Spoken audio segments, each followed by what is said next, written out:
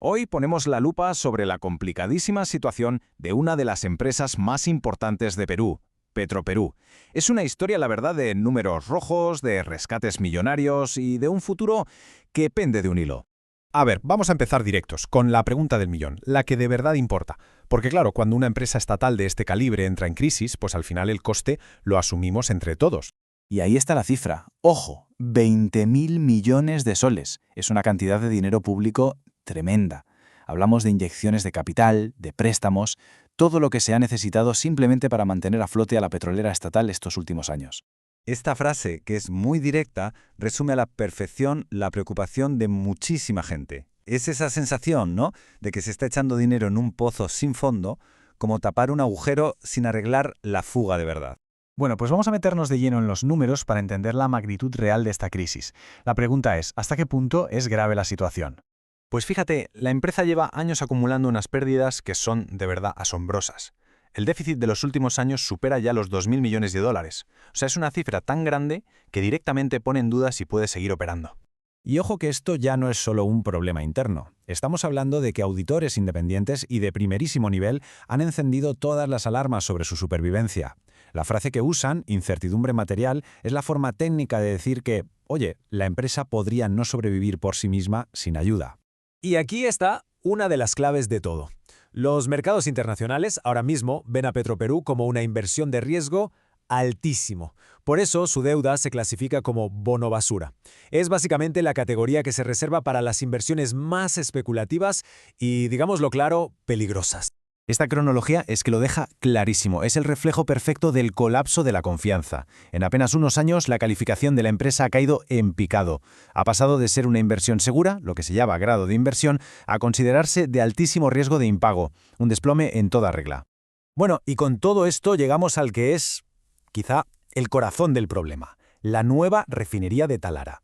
Se suponía que iba a ser la gran solución, la joya de la corona, pero, paradójicamente, se ha convertido en una pieza central del dilema. Atentos a la cifra.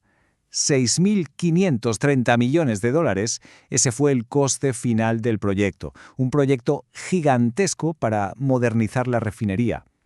Todo ese dinero para crear un activo que, en teoría, iba a ser la piedra angular de la compañía.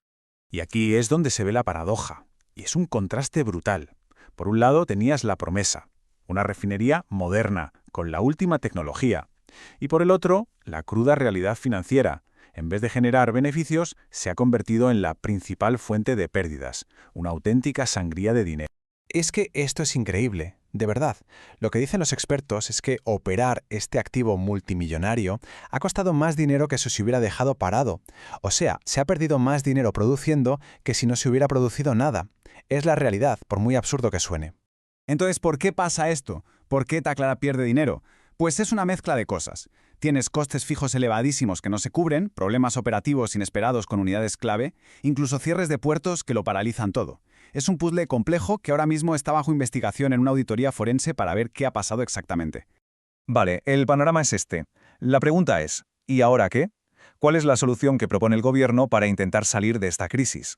La propia dirección de la empresa lo describe con una metáfora médica, que es muy gráfica. Dicen que han aplicado un torniquete para cortar la hemorragia y que ahora pues toca intentar estabilizar al paciente. Y este es el plan, a grandes rasgos. La idea es, primero, dividir la empresa en bloques de negocio. Luego, buscar socios privados que inviertan y gestionen esos bloques, incluyendo Talara. Ojo, insisten en que no es una privatización total, que el Estado mantendrá el control. Y, por supuesto, un plan de austeridad para reducir gastos y vender activos que no se consideran esenciales.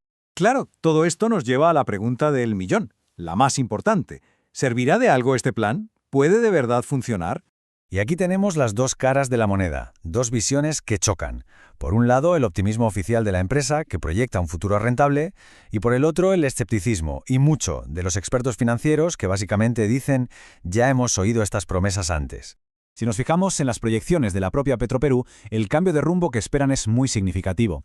Esperan que 2025 siga siendo un año de pérdidas, pero proyectan volver a tener beneficios netos ya en 2026. Sin embargo, el desafío es sencillamente gigantesco. La empresa tiene que lidiar con una deuda masiva de más de 6.000 millones de dólares, un déficit de capital de trabajo de 1.000 millones y lo más crítico de todo, a día de hoy sigue sin tener acceso al crédito de los bancos privados. La puerta sigue cerrada. Y por si todo esto fuera poco, hay que sumar otro factor clave: los costes de personal. Con una plantilla de más de 2.600 trabajadores y una masa salarial anual de casi 500 millones de soles, pues la presión sobre los costes es enorme, y es un factor crítico para cualquier plan de recuperación. Y todo esto nos deja con la pregunta final, la que de verdad está en el aire y sigue sin resolverse. ¿Estamos ante un plan definitivo para salvar la empresa o es simplemente otro salvataje temporal con dinero público? Una pregunta que va a definir no solo el futuro de Petroperú, sino también el destino de una parte muy importante de los fondos públicos del país.